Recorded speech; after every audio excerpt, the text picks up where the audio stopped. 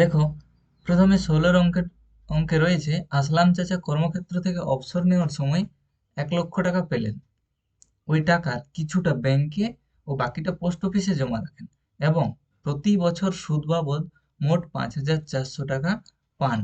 ব্যাংকের ও পোস্ট অফিসের বার্ষিক সরল সুদের হার যদি যথাক্রমে 5% ও 6% হয়, তবে তিনি কোথায় কত টাকা জমা রেখেছিলেন? দেখো তাহলে, এখানে আমি তার মোট টাকা দেওয়া রয়েছে 1 লক্ষ টাকা। সেই টাকা থেকে তিনি কিছু টাকা দিলেন ব্যাংকে এবং কিছু টাকা দিলেন পোস্ট অফিসে, সেটা ক্লিয়ারলি বলা নেই। তাহলে আমি ধরে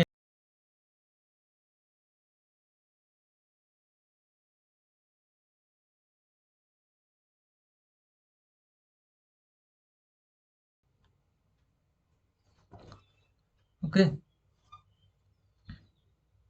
ব্যাংকে যদি 1 টাকা রাখেন তাহলে বাকিটা রেখেছেন পোস্ট অফিসে, সেটার পরিমাণ কত? 1 লক্ষ মাইনাস 1 টাকা, বোঝা গেছে নিশ্চয়ই? তাহলে দেখো, এরপর ওইভাবেই করতে হবে।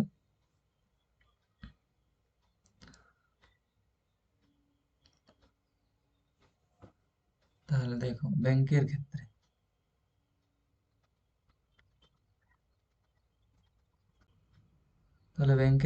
কি হচ্ছে, পি হচ্ছে X টাকা,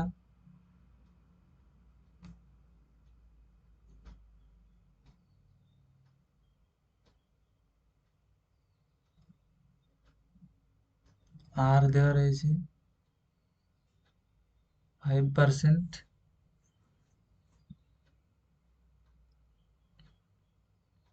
টি হচ্ছে 1 বছর,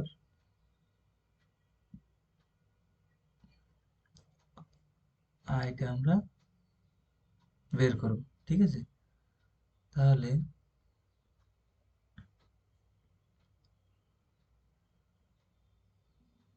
আমরা জানি আই সমান পিআরটি বাই 100। তাহলে পি এর মান হচ্ছে এক্স, আর হচ্ছে 5 এবং টি হচ্ছে 1/100। তাহলে কত হচ্ছে, কেটে নিচ্ছি।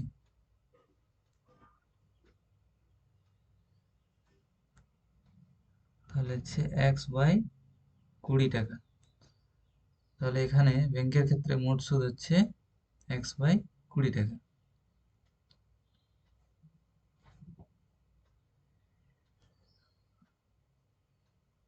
X/20 টাকা।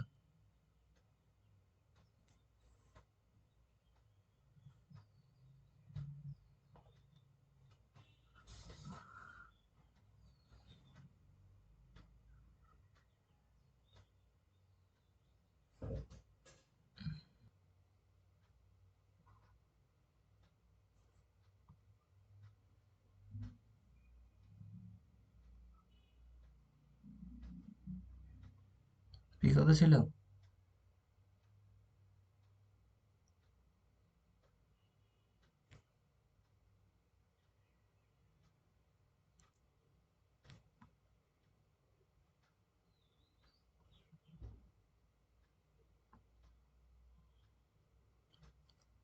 আর ছিল 6%।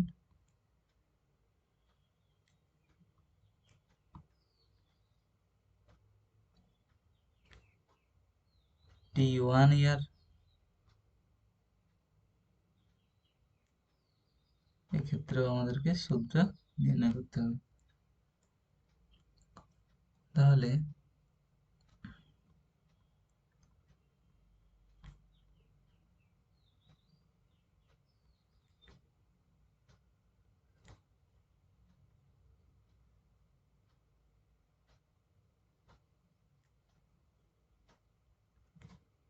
পি হচ্ছে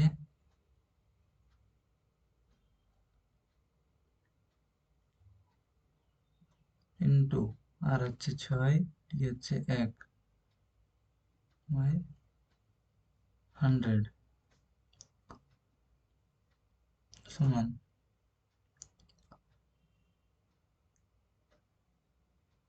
ছয়টা গুণ করে দিচ্ছি।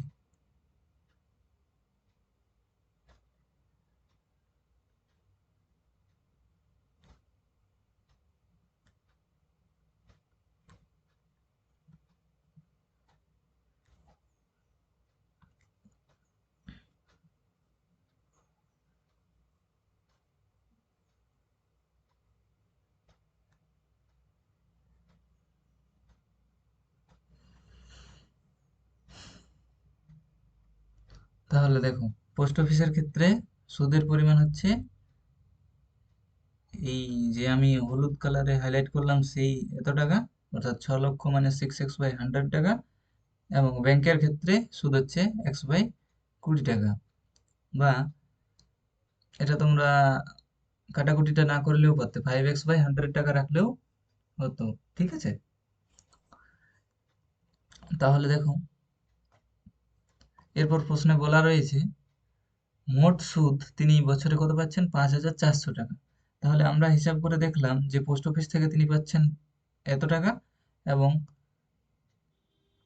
ব্যাংক থেকে পাচ্ছেন এত টাকা। তাহলে চলো এরপর আমরা শর্তানুসারে লিখতে পারি।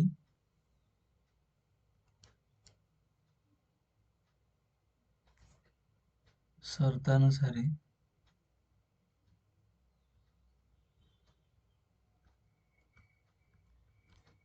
শর্তানুসারে কি লিখবো, ওখানে পেয়েছি x/20 প্লাস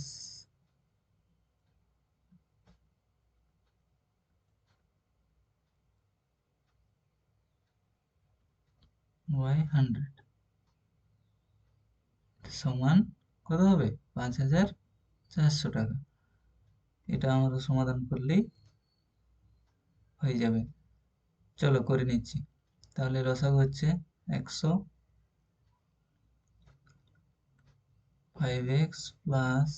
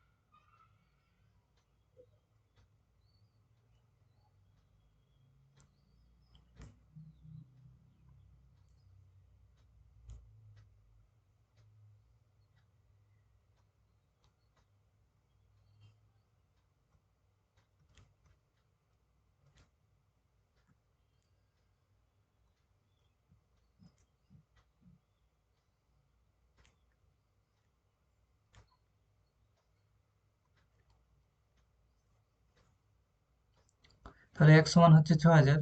দেখো প্রশ্নে কি ছিল, আমরা কি ধরেছিলাম, এক্সটা ব্যাংকে কত রেখেছেন সেটা এক্স ধরেছিলাম।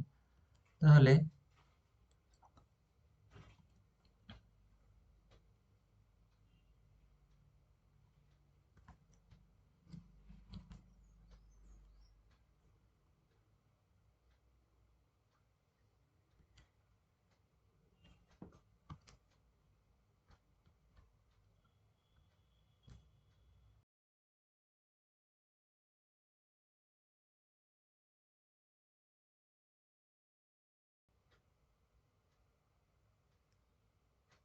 সরি, এখানে ভুল হয়েছে, বিয়োগটা 60,000 হবে,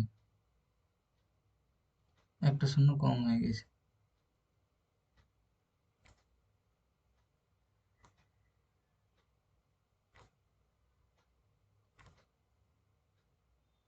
তিনি ব্যাংকে 60,000 টাকা জমা রেখেছিলেন এবং পোস্ট অফিসে জমা রেখেছিলেন।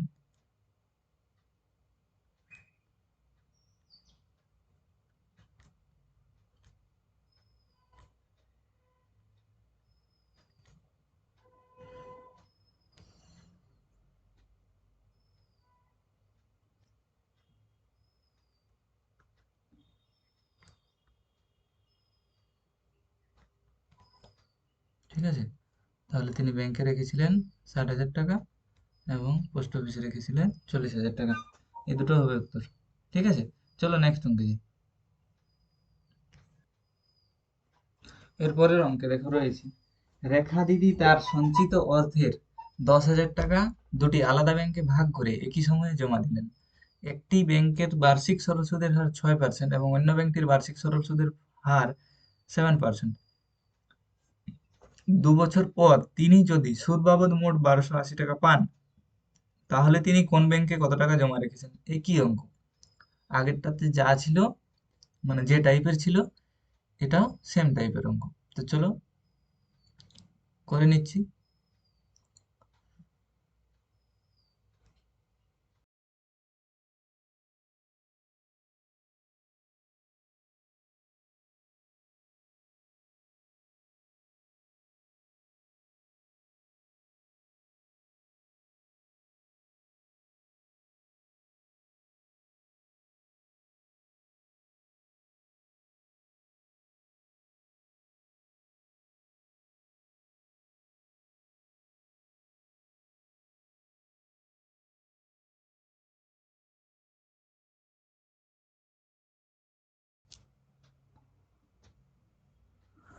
এরপর দেখো বলেছে যে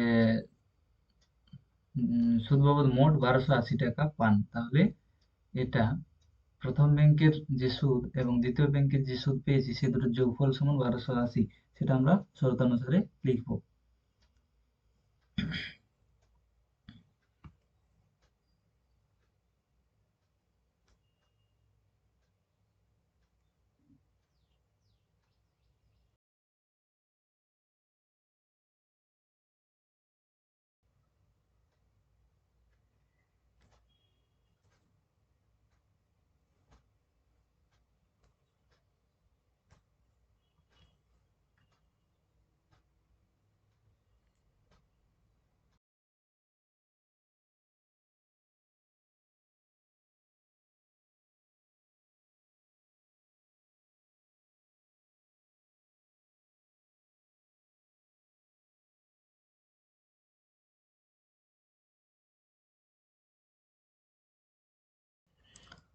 ঠিক আছে, একই রকম, আশা করি বোঝা গেছে। চলো পরের অঙ্কে যাই। কোনো ব্যাংক বার্ষিক 5% হারে সরল সুদ দেয়, ওই ব্যাংকে দীপবাবু বছরের প্রথমে 15,000 টাকা জমা দেওয়ার 3 মাস পরে 3,000 টাকা তুলে নিলেন এবং টাকা তুলে নেওয়ার 3 মাস পরে আবার তিনি 8,000 টাকা জমা দিলেন। ওই বছরের শেষে দীপবাবু সুদে আসলে কত টাকা পাবেন নির্ণয় করি। চলো,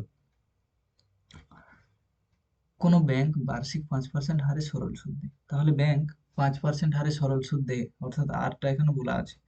দীপবাবু বছরের প্রথমে 15,000 টাকা জমা দিলেন, তাহলে দেখো প্রথমে কি হয়েছে, দীপবাবু 15,000 টাকা জমা দিয়েছেন।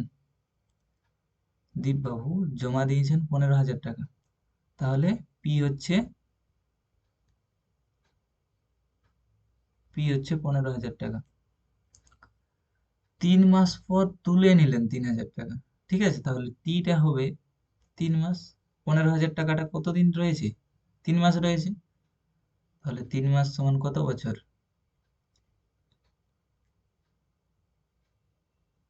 এটা,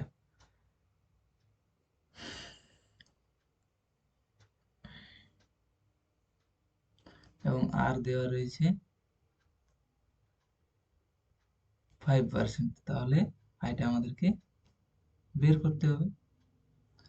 তাহলে আয় সমান কত হবে?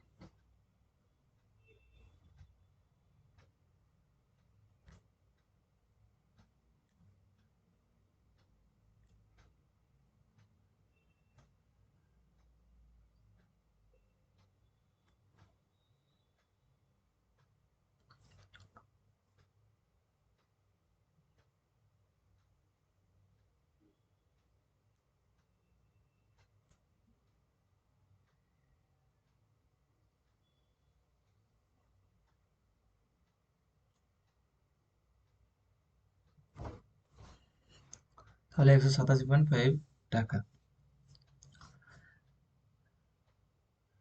এরপরের ধাপে দেখো, 3 মাস পরে 3,000 টাকা তুলে নিয়েছেন, ঠিক আছে? 3 মাস পরে 3,000 টাকা তুলে নিলেন, এবং টাকা তুলে নেওয়ার 3 মাস পর আবার তিনি 8,000, তাহলে তার 3 মাস পর টাকা 3,000 টাকা তোলার পর তার এখানে আসল কত হবে?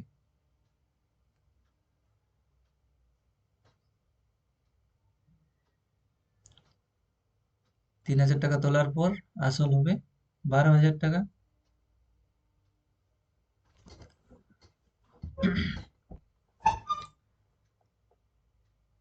এবং সেটা কতদিন থাকছে?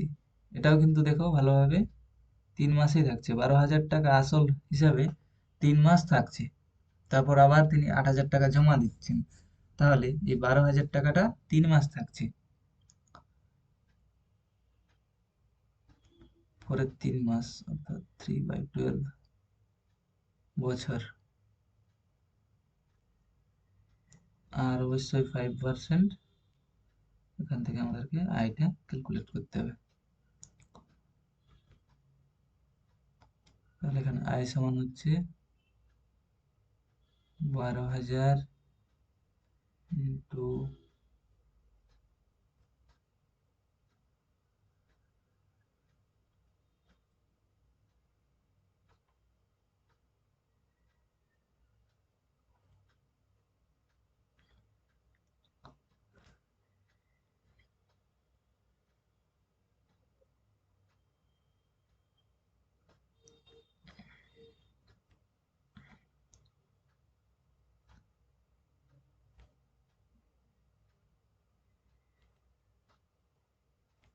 তাহলে এখানে পেলাম 150 টাকা।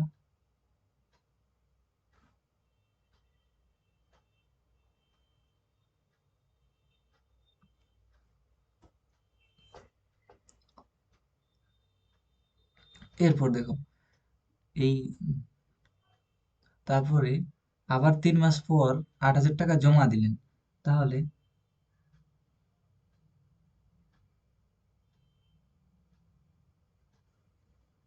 8,000 টাকা জমা দিলেন, তাহলে ব্যাংকে কত ছিল? 12,000 ছিল লাস্ট টাইম, ঠিক আছে? লাস্ট 3 মাস তো 12,000 ছিল, তাহলে 8,000 টাকা জমা দিলে এখন এখন আসল কত হবে? 12,000 ছিল এবং 8,000 জমা দেওয়া হলো,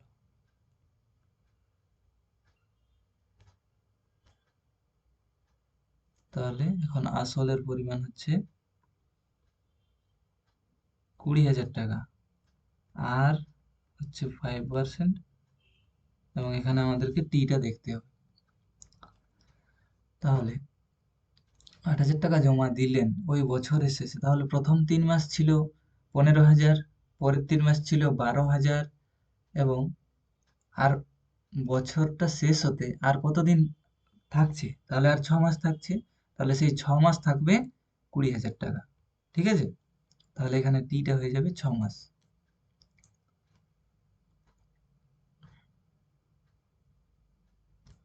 6 মাস,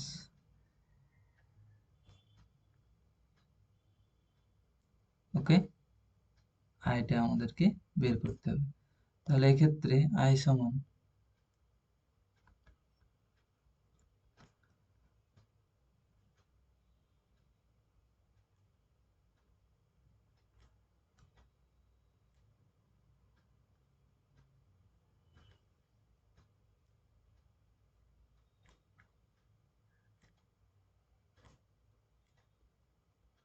কেটে গেল, তাহলে কত হচ্ছে? আচ্ছা, 2 দিয়ে কাটবে এটা, 100, তাহলে হচ্ছে 500 টাকা।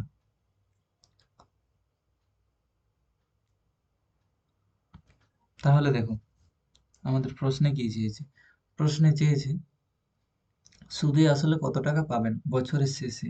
তাহলে দেখো, প্রথম 3 মাসে তিনি সুদ পেয়েছেন 187.50 টাকা, তারপরের 3 মাসে তিনি পেয়েছেন 150 টাকা, এবং তারপরের বাকি 6 মাসে পেয়েছেন 500 টাকা। তাহলে তিনি মোট সুদ পেয়েছেন, সেটা আমরা হিসাব করছি। দীপবাবু নাকি? হ্যাঁ।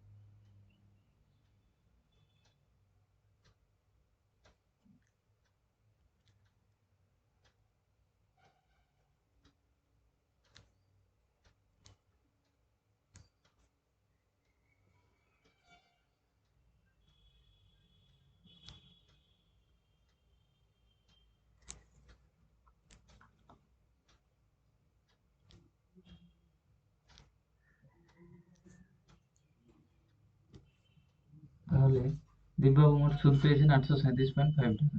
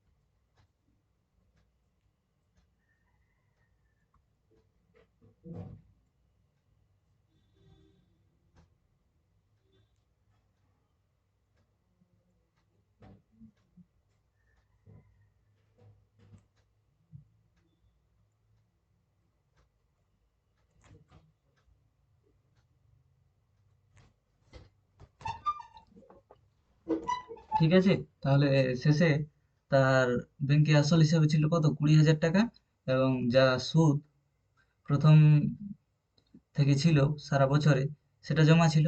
তাহলে শেষের 20,000 এবং সুদগুলোর যোগফলটাই হবে তার সবৃদ্ধি মূল বা সুদ আসল। ঠিক আছে, আশা করি সকলে বুঝতে পেরেছো। এরপর চলো